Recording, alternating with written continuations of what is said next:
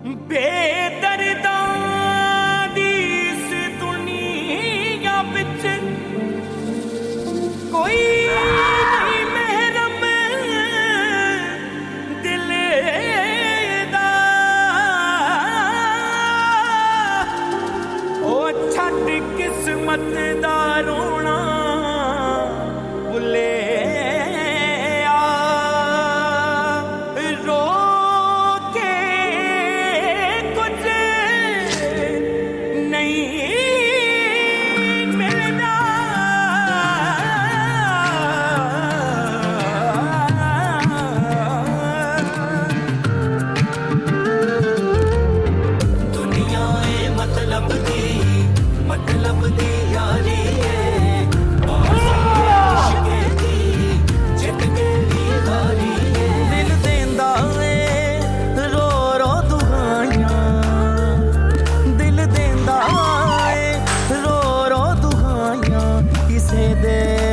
प्यार ना करी दिल देंदा ए रो रो दुआइयां।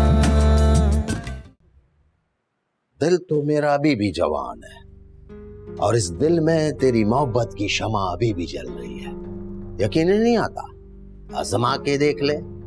बस रहने दो ये मुंह देखी बातें। तुमने तो पलट के भी मुझे नहीं पूछा क्या मोहब्बत करने वाले ऐसे होते हैं? हाँ, तेरा शिकवा अपनी जगह है, लेकिन क्या बताऊं कि ऐसे झमेलों में फंसाऊं कि छोड़ इस बात को। चल ना, चल के आराम कर ले थोड़ा सा। ओके, वैसे तुम्हारी बीवी और बेटा कहाँ है? हाँ, बीवी तो गई हुई है, बेटा इधर ही है। अच्छा, तो बीवी के ना होने पर शायद इतना चहक रहे हो। वैसे मेरे यहाँ रहने पर अपने बेटे से क्या कहोगे? मैंने कब बीवी की बेड़ियां अपने पैरों में डाली हैं? मैं तो हमेशा से ऐसा ही है। आ रह जाता है बेटा तो ये मेरा मसला है। तू अपने इस नन्हे से दिमाग पर इतना जोर मत डाल। फिलहाल तो इब्राहिम मुझे बहुत भूख लगी, कुछ खाने के लिए मंगा दो। हाँ, क्यों नहीं, चल मैं तेरे को कमरा दिखाता हूँ, फ्रेश हो जा। ये अच्छा सा खाना खिलाता, आ जा।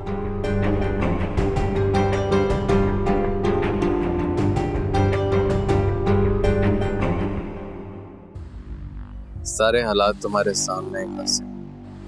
किस तरह से सारे कारोबार पे माहिन और उस शिराज ने कब्जा कर लिया। ये सब हमारी अपनी खुदगर्दी और लालच की वजह से हुआ है। अगर तुम मुखलिसाना तरीके से अपने कारोबार को संभालते तो आज इस हालत में ना पहुंचते। है, अब मुझे ये बताओ, मुझे यहाँ क्यों बुलाया? मैं तुम्हारे लिए क्या कर सकता हूँ? कासिम, मुझे इस वक्त पैसों की जरूरत है। पैसे? मेरे पास कहाँ है पैसे? तुम तो खुद जानते हो मैं गुलशन लाला के लिए काम करता हूँ। मैं तुम्हें कहाँ से पैसे दे सकता हूँ यार? तो ठीक है, तुम उसी से पैसे ला दो ना मुझे। 10-15 दिन में अपना कारोबार शुरू करना चाहता हूँ। गुलशन लाला तुमसे बहुत नाराज है क्योंकि तुम अपने वादे के पक्के नहीं हो। तुमने उससे पहले के भी पैसे नहीं लौटाए, वो तुम्हें आगे कहाँ से पैसे देगा? कैसे दूंगा उसे पैसे? मेरे पास पैसे होंगे तो दूंगा। तुम उससे बोलो मैं 10-15 दिन में अपना कारोबार शुरू करूंगा, तो जो भी होगा 20-25% उसको दूंगा। बहुत मुश्किल है यार ये दफर।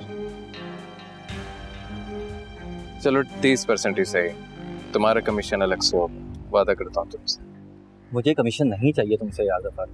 बहरहाल मैं कोशिश करता हूँ, वादा नहीं करता। आगे तुम्हारा नसीब। Thank you.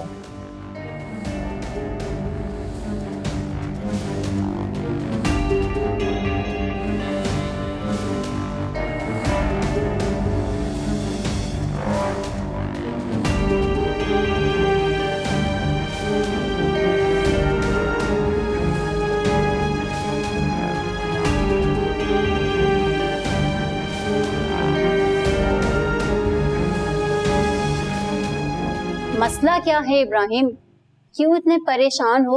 सब खैर तो है या फिर तुम्हें मेरा आना बुरा लगा? ओ नहीं नहीं, ये बात नहीं है। शहरी की वजह से परेशान हूं। पता नहीं क्यों मेरे खिलाफ खड़ा हो गया है। जवान खून है, आ गया होगा किसी बात पर गुस्सा। ये बात नहीं है, ये आसार अच्छे नहीं है। तुम परेशान ना हो, ठीक हो जाएगा वो। हम यहाँ से ये सब कुछ लेकर कहीं दूर चले जाएंगे, अपनी एक हसीन दुनिया बनाएंगे। मैं भी थक चुकी हूँ, इस पैसे के पीछे भागते भागते थक गई हूँ मैं। नहीं, नहीं छोड़ सकता। सारी जिंदगी बड़ी मेहनत से ये जायदाद बनाई है, नहीं छोड़ सकता। तो सेल आउट कर दो, ये कौन सा इतना मुश्किल काम है। बेनामी जायदाद है, ऐसे कैसे बेच दूं? बेचने के लिए जाऊंगा FIR कट जाएगी। ना बाबा ना, इस उम्र के अंदर मैं पुलिस के छितर नहीं खा सकता। नहीं। तो फिर क्या करोगे? कुछ तो करना पड़ेगा। मुझसे शादी करोगे?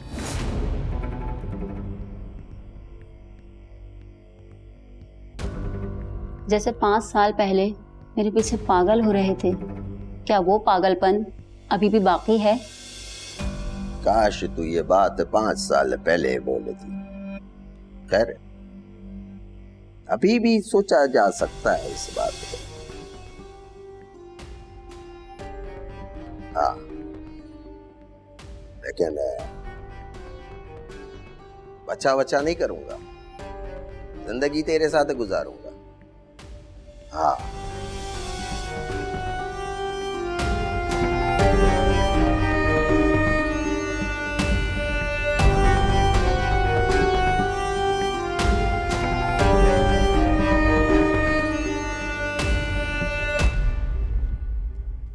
पैसा खाने के लिए भी तो पैसा होना चाहिए ना गुल्लाला। अब अगर आप उसकी मदद करोगे तो वो ना सिर्फ आपका पैसा बल्कि बहन से मोहब्बत बहुत अच्छा चीज है, लेकिन बहनोई से जरा दूर का दुआसलाम रखो। कासिम और मुजफ्फर उसको बहुत पुराना जानता है, वो 1 नंबर का चक्करबाज आदमी। वो तुमको भी फंसाएगा और सारा पैसा याशी में उड़ा देगा। अब वो ऐसा नहीं है गुल्लाला, अब वो बहुत बदल गया है। बाहर जाके देखो, किसी कुत्ते का दम सीधा हो तो मेरे को आके बताओ, फिर हम अपने भाई से बात करेगा, तुम्हारा काम हो जाएगा। ठीक है, आप जैसा बोलते हैं फिर वैसे ही कर लेते हैं। फिर बताते हैं आपको जो भी होता है, फिक्र ना करवा।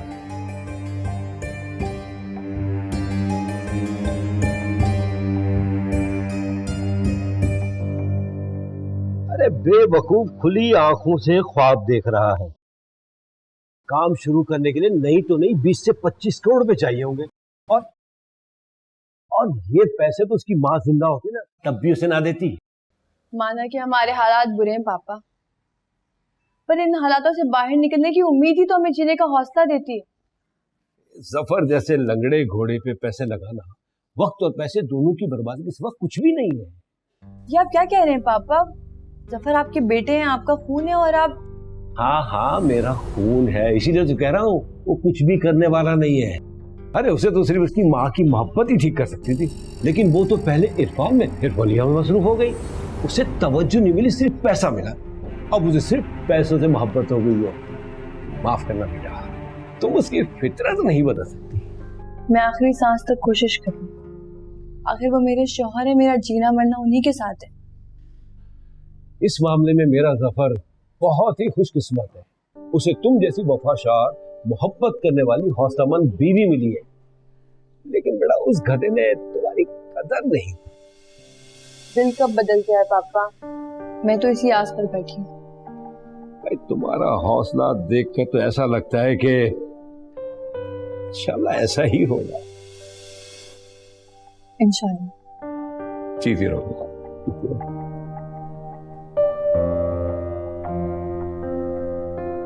कोई आया शायद, मैं भी आया। पापा आप कहाँ चले गए थे? आपको हर जगह ढूंढा, आप कहीं भी नहीं थे।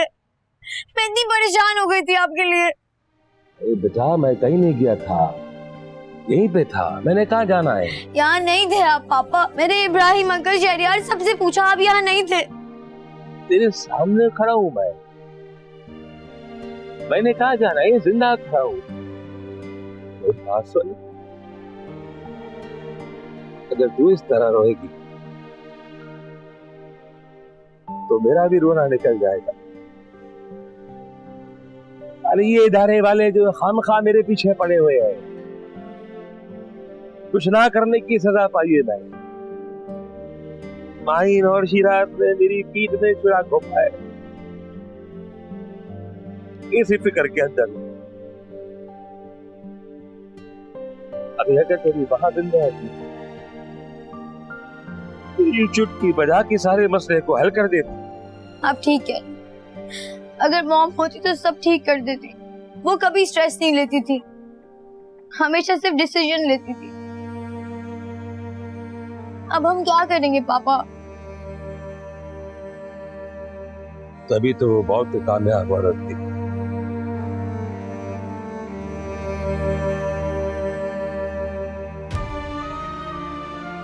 तू फिक्र नहीं कर, मैं हूं अभी जिंदा, सब ठीक कर लूंगा।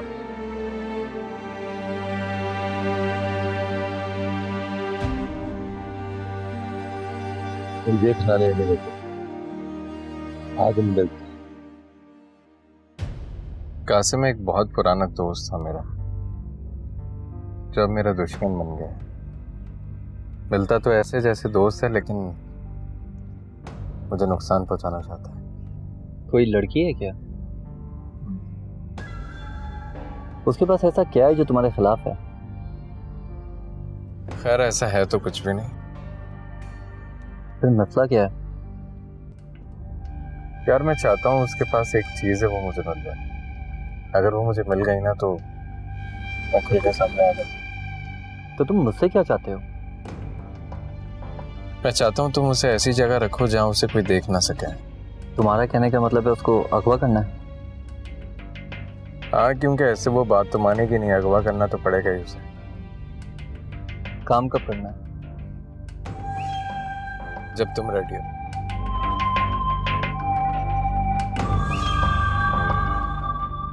उसे उसके घर से उठाना है या कहीं बाहर से? नहीं, घर से तो नहीं उठा सकते, कहीं बाहर से ही उठाना होगा।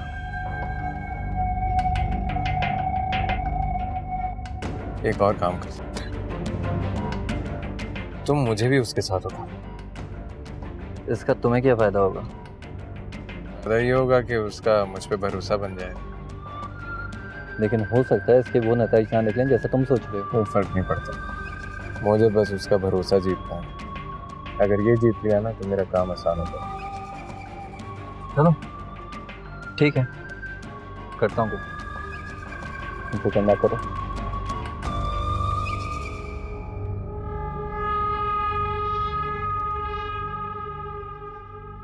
शिराज ने अप्रूवल ले ली है, 15 दिन में उसका प्रोजेक्ट स्टार्ट हो जाएगा। ये तो बहुत अच्छी बात है। इसका मतलब पैसा है शिराज के पास। हाँ हाँ है तो सही, लेकिन बहुत ज्यादा नहीं। तो उसको बोलो कमेटी डाल ले, पैसा आ जाएगा। अल्लाह अल्लाह खैर सल्लाह। उसे ना आपकी मदद की जरूरत है।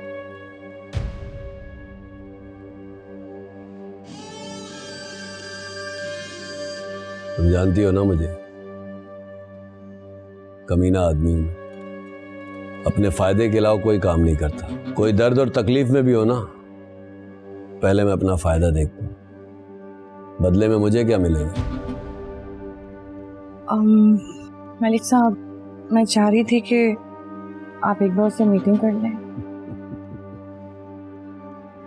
बहुत तब्दीली आ गई तुम लोगों में। ये कहानी शुरू हुई थी इंतकाम से, उसके बाद तुम्हारी और तुम्हारी बेटी की आंसुओं पे आके खत्म हो गई, जैसे कोई ड्रामा होता है। हाँ, मीटिंग तो मैं कर लूंगा, बदले में मुझे क्या मिलेगा। मालिक अपनी जुबान देने को तैयार है, लेकिन इस जुबान के एवज मुझे भी तो फायदा होना चाहिए ना, हैं? या नहीं? जी जी।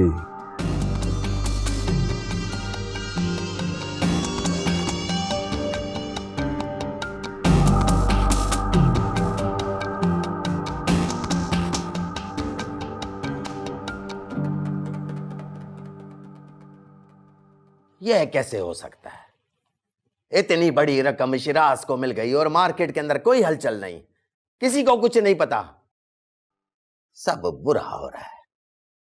एक और शिकस्त मेरा मुकद्दर बन गई है।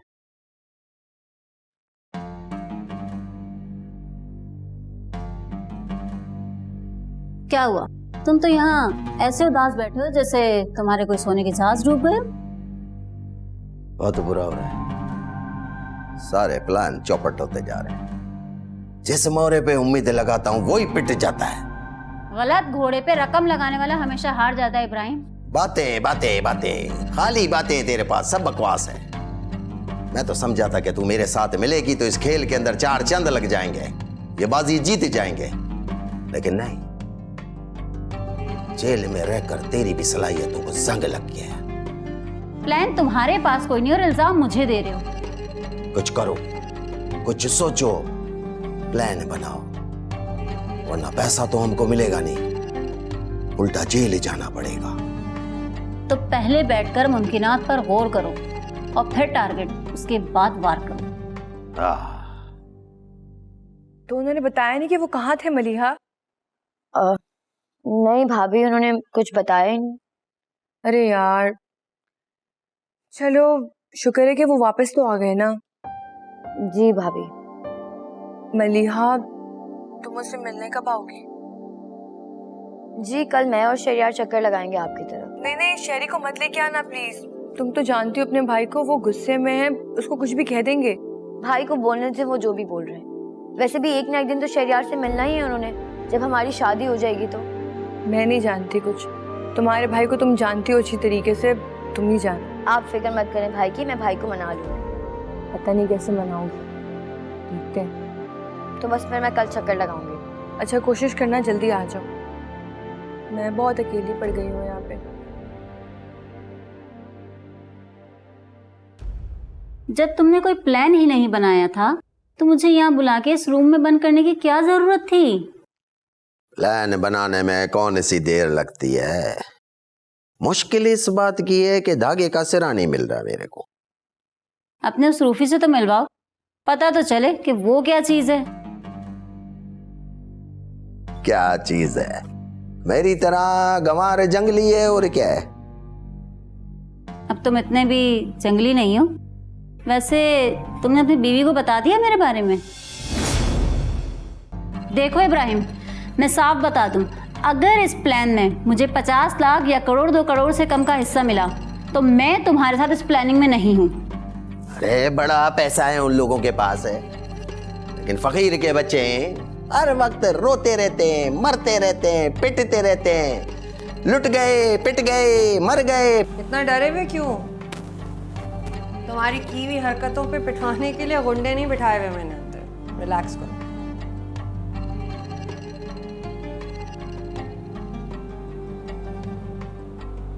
कैसा लग रहा है देखकर?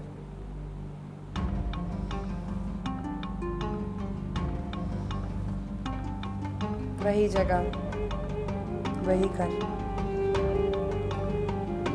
वही सोफा जहां तुम मुझे बिलबिलाता हुआ छोड़ गए थे। नगर कितनी बदली हुई है ना ये माही। दिल देंदा है